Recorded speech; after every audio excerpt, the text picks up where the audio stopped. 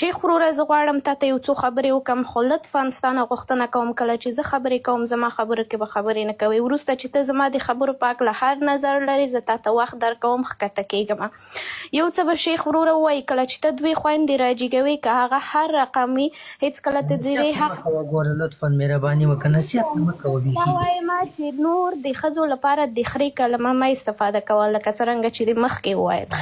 دویمه مسله دا چې ما ډېر تعصب خلک کوي دلته ماته هغه کوي نو دا زه ورته اجازه ورکړه ډېر زیات ما تعصب وباسلو چې دوه ښځې راپورته کېږي دلته یو د یو نظام نه بل د بل نظامه خبرې کوي او منځ کې جګړه کوي او بیا په داسې الفاظو باندې خبرې کوي چې واقعا زموږ لپاره د شرم خبره ده خویندو د دې په ځای چې تاسو راشئ یو غږ شئ نظامونه پرېږدئ د یو نظام د بل نظام شا پرېږدئ خپل غږ اوچت کوئ تاسو راځئ دلته د تیر نظام د اوسني نظام دفاع یا هغه ستونزې را پیدا کوئ ولې ستاسو منځ کې یوه راپورته نه شوه ویې نه ویل چې په هره دوره کې زموږ خویندو قرباني ورکړې ده مکتب کې د جمهوریت وخت کې ستونزې درلودلې د اوس نظام لپاره ښه چانس و دا 3 کاله چې په مکتب کې هغه سیستمونه چې خراب ول هغه سیستمونه له بین یوسي ستاسو لپاره ډېر ښه چانس ده چې د وزارت مالف د تاثیراتو هغه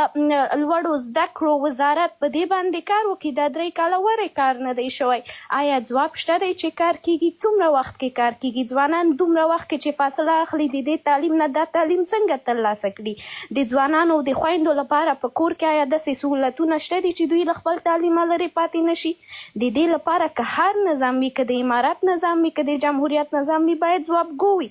هر نظام په خپل وخت کې کله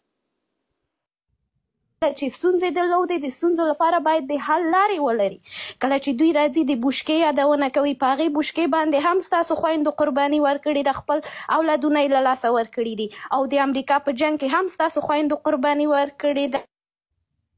خپل اولادونه یې له لاسه ورکړي د دې په ځای چې ووایئ بس دي هر نظام په موږ باندې خپل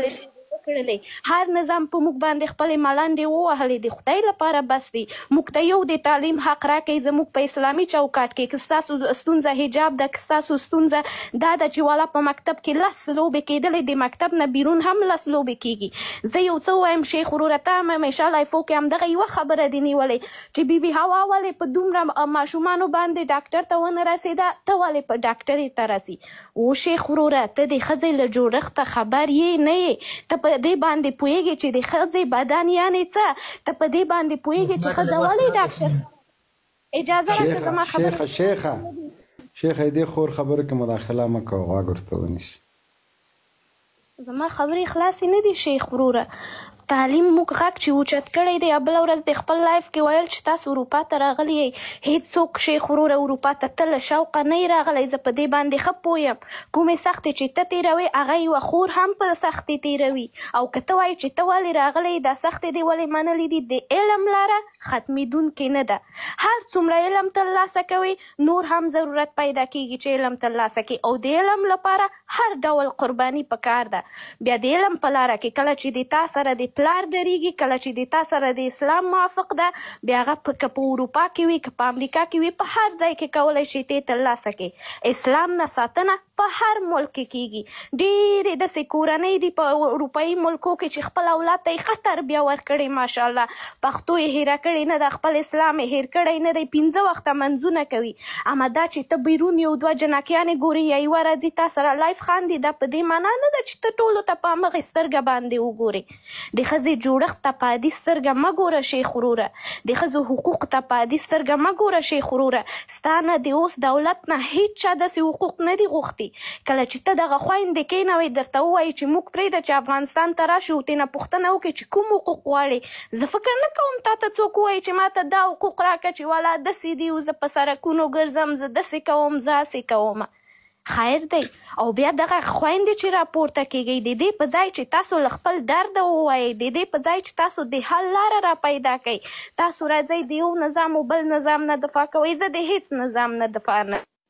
کوم د هېڅ نظام نه زه له خپل اسلام نه دفاع ګوره هېڅ خبرې ته غوږ سوګئ ډېرې مننه خیر سي